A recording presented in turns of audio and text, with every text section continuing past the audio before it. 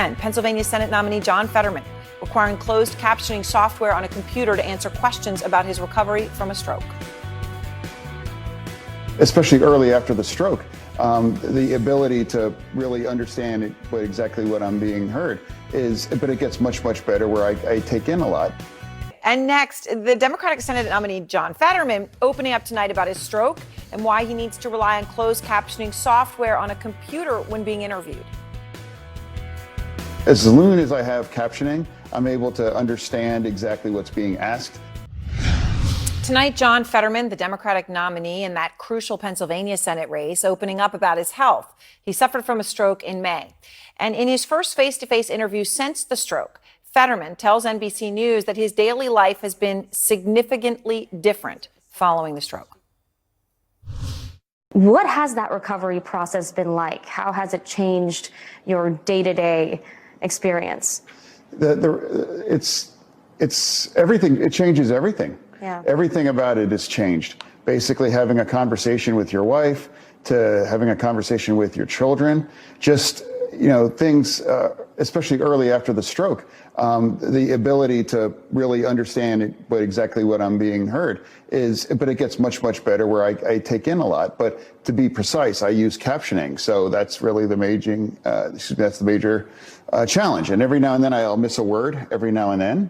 Or sometimes I'll maybe mush two words together. But as soon as I have captioning, I'm able to understand exactly what's being asked. Out front now, senior medical correspondent Elizabeth Cohen. And Elizabeth, Fetterman's health has been a major focus in this crucial race, right? He had been off the trail for a long time. The reporter who conducted that interview, right, obviously spent time with him even before the interview. And she said this tonight. In some of the small talk prior to the interview, before the closed captioning was up and running, it did seem that he had a hard time understanding our conversation. So, Elizabeth, when you see in the interview Fetterman reading the transcription off the computer, right, he said he needed the closed captioning. He talked about that. When you look at this interview, when you hear what the reporter said, what stands out to you most? What stands out to me the most, Erin, and what stood out to a neurosurgeon we talked to who specializes in stroke is thinking about auditory processing. He actually, when he had the captions up, he really did seem to understand the reporter quite well. He didn't seem to have trouble understanding what she was asking. So the problem seems to be in auditory processing. And so you can make a lot of progress in that in the next couple of months. That is possible. The neurosurgeon who we spoke with, he said, look, I've had patients who've had very, very significant strokes, and they have returned to a very high level of functioning. It seems like he's come a long way in the 5 months or so since he had his stroke.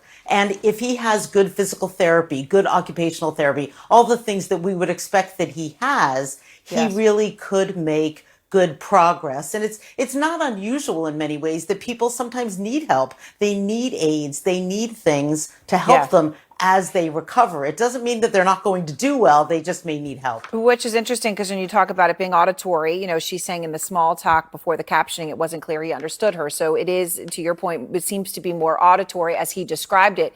But also Fetterman is still suffering from speech challenges, actually talking, which he talks about in this clip I'm going to play. I always thought I was pretty empathetic,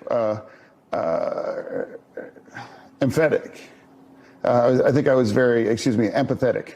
That's an example of the stroke, empathetic. I always thought I was very empathetic before having a stroke. But now after having that stroke, I really understand, much more kind of the challenges that Americans have day in and day out.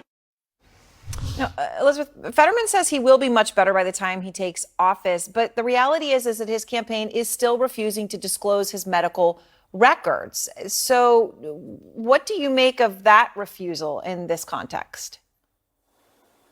So, Erin, because we don't have his medical records, because his doctors aren't talking. We don't know how far he's come since his stroke in May, and we don't know, therefore, what kind of progress he might be able to make before, if he gets elected, he would take office in a few months. So that's hard to say. I must say that as I heard him and watched him struggle to come up with the word empathetic, I thought, other people sometimes struggle to come up with words. I mean, I think, many times you'll be talking to someone who's trying to think of the word. So that wasn't incredibly shocking to me.